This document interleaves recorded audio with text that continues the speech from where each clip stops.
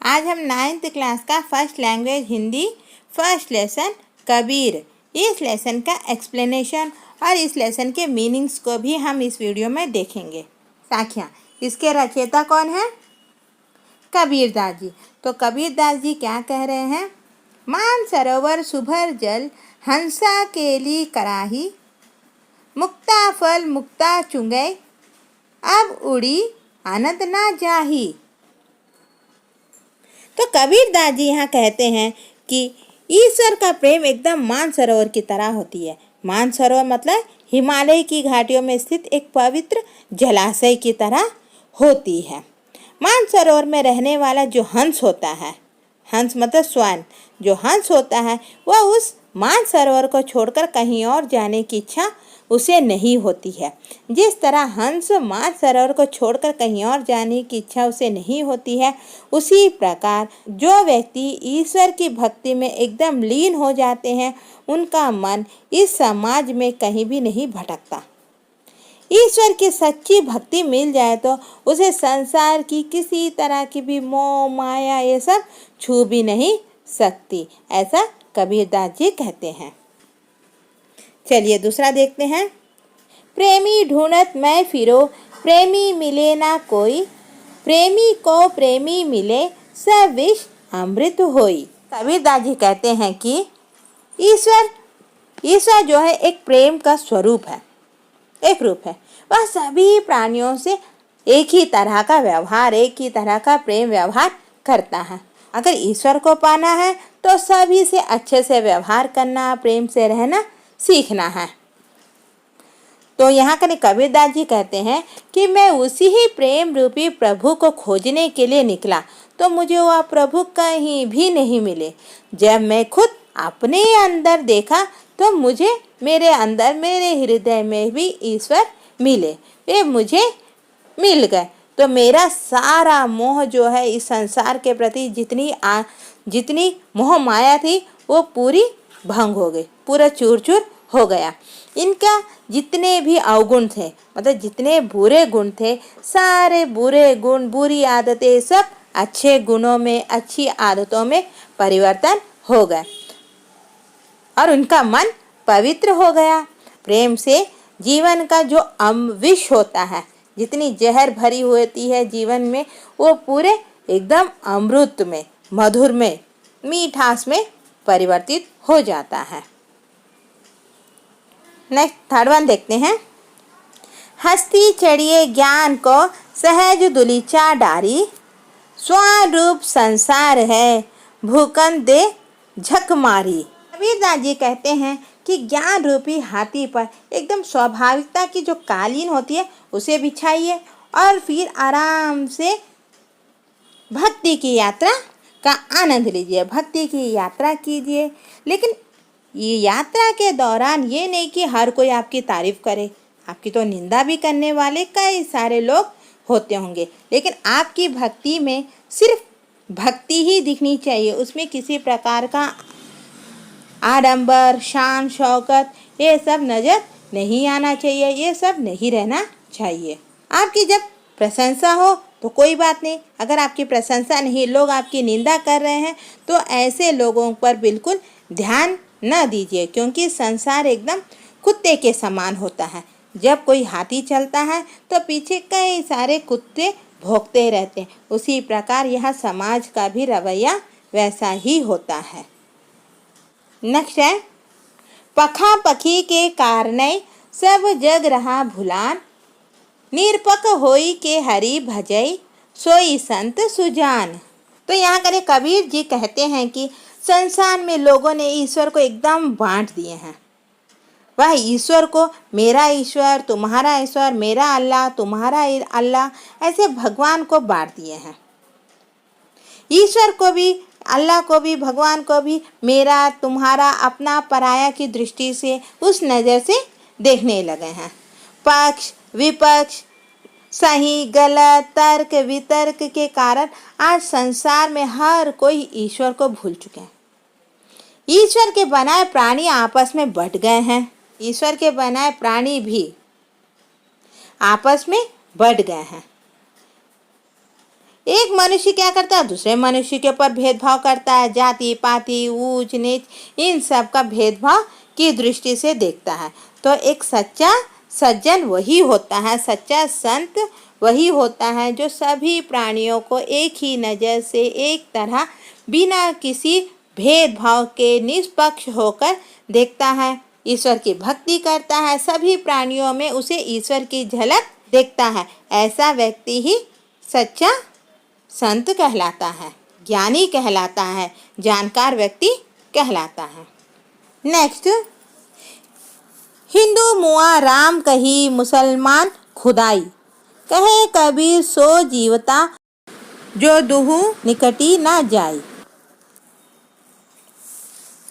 कबीर दादी कहते हैं कि हिंदू राम राम कहते हुए मर जाता है, मतलब और मुसलमान खुदा खुदा करते कहते वो मरता है। उनको ना राम मिलता है और ना ही मुस्लिम को खुदा मिलता है, क्योंकि दोनों राम और खुदा में इतने भेद करते हैं कि वे सच्चे ईश्वर की भक्ति को नहीं समझ पाते, क्योंकि वे तो ईश्वर का बांटने का काम कर रहे हैं ना।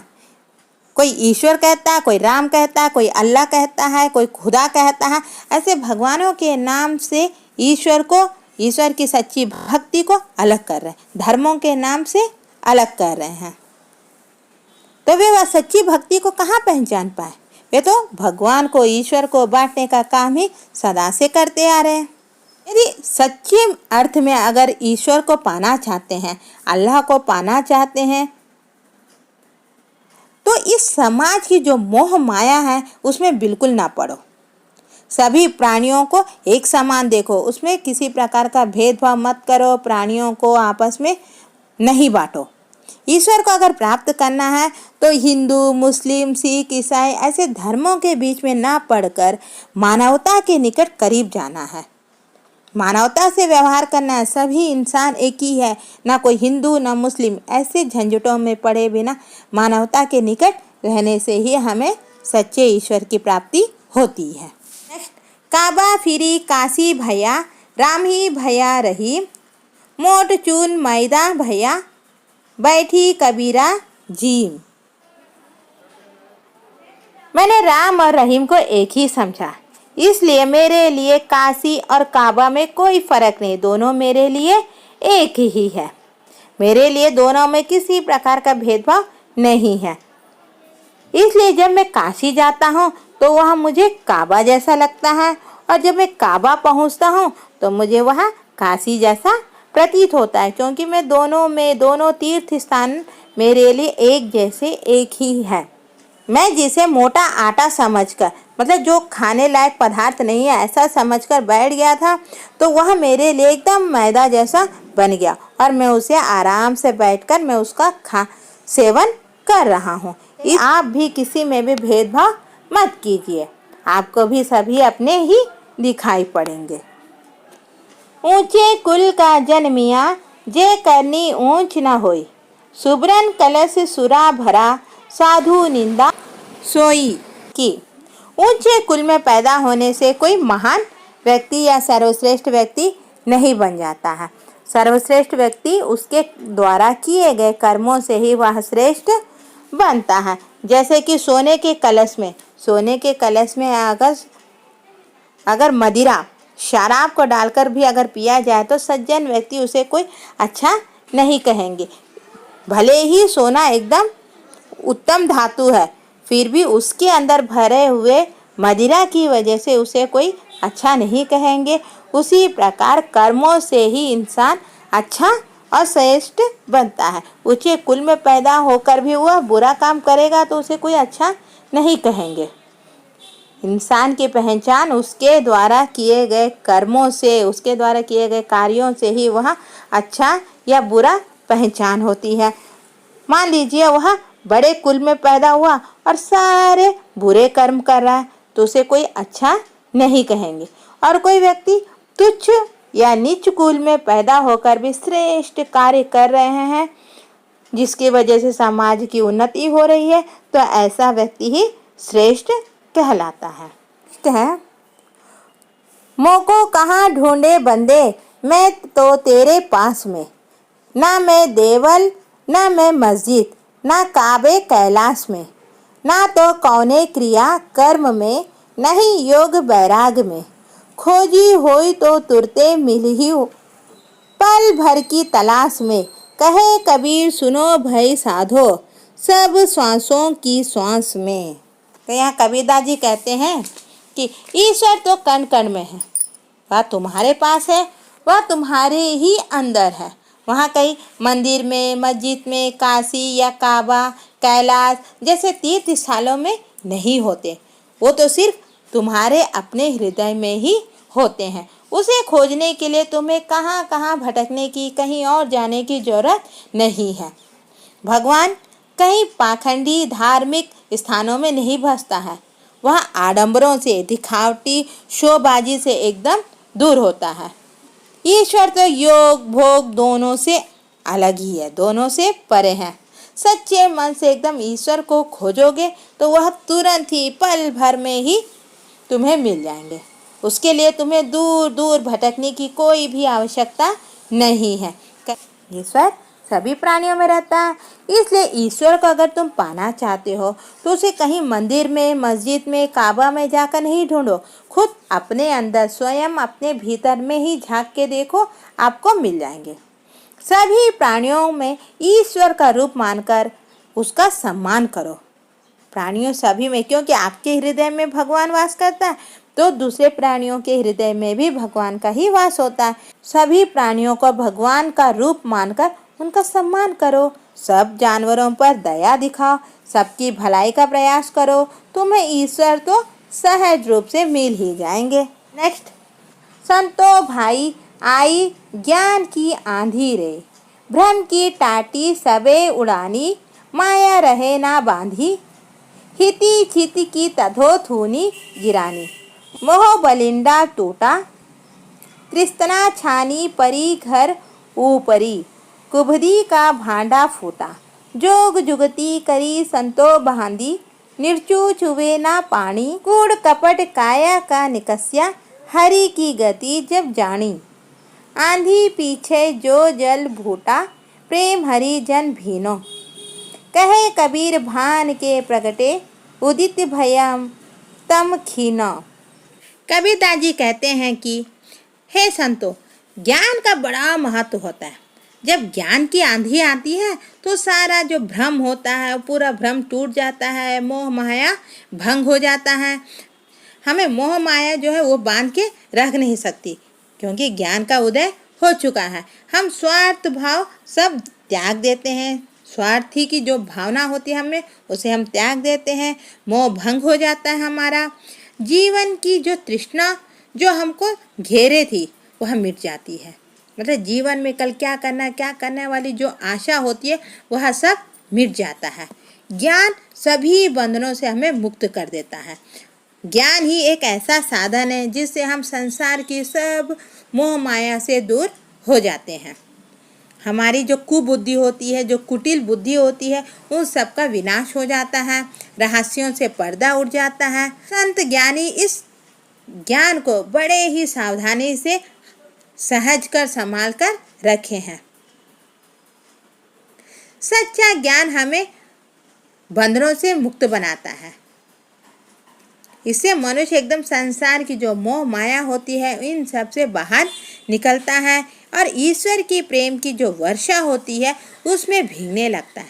कबीर जी कहते हैं कि ज्ञान जो है सूर्य के समान एकदम प्रकाशमान होता है। सूरज के उदय होने से ज्ञान नामक जो अंधेरा है वह दूर हो जाता है और संसार पूरा एकदम प्रकाशमान होने लगता है।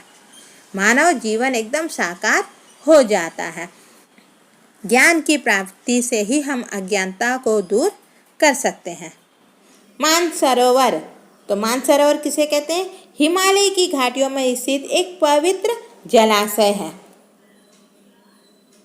सुभर, स्वच्छ, हंस, स्वैन, केली खेलना, क्रीड़ा करना, कराही करते,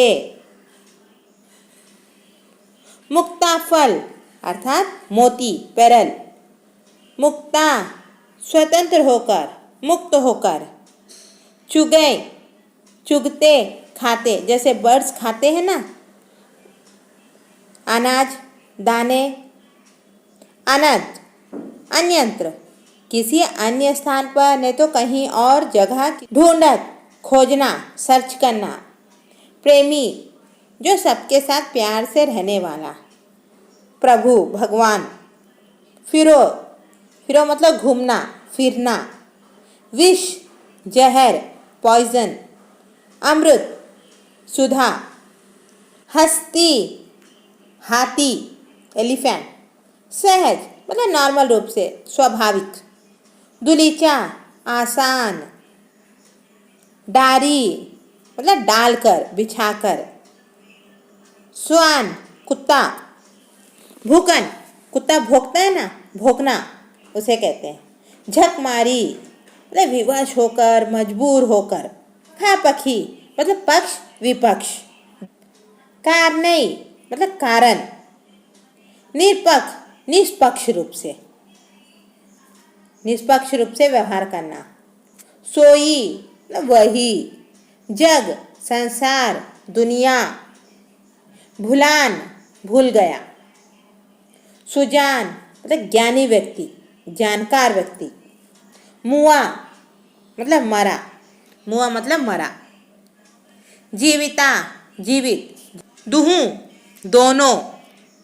निकटी, करीब, पास। न जाई, नहीं जाता। काबा, काबा मुसलमानों का एक पवित्र धार्मिक स्थल। काशी, काशी हिंदुओं का प्रसिद्ध तीर्थ स्थल है। मोट, मोटा। चून, आटा। जिम, भोजन खाना, खाना खाना। कुल, खानदान, वंश, जाति। जन्मिया, जन्म लेना। करनी, कर्म, कार्य। सुब्रन अर्थात स्वर्ण, सोना। कनक, कलश, घड़ा, पॉट। सुरा, मदिरा, शराब। साधु मतलब सज्जन व्यक्ति। मोको अर्थात मुझको, मुझे। देवल, देवालय, मंदिर। क्रिया, कर्म, जो सांसारिक पाखंड, परंपरागत आडंबर, दिखावा, ये सब। योग, साधना, अभ्यास। वैराग्य, संन्यास ले लेना, वैराग्य होना, दुनिया से विमुख हो जाना।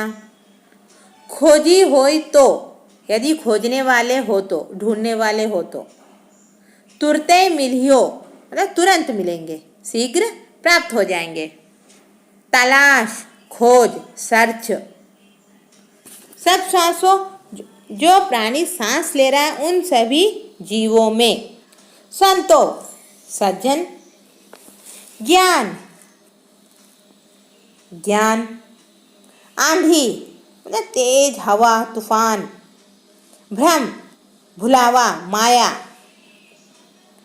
टाटी, बांस से बना एक प्रकार का छप्पर।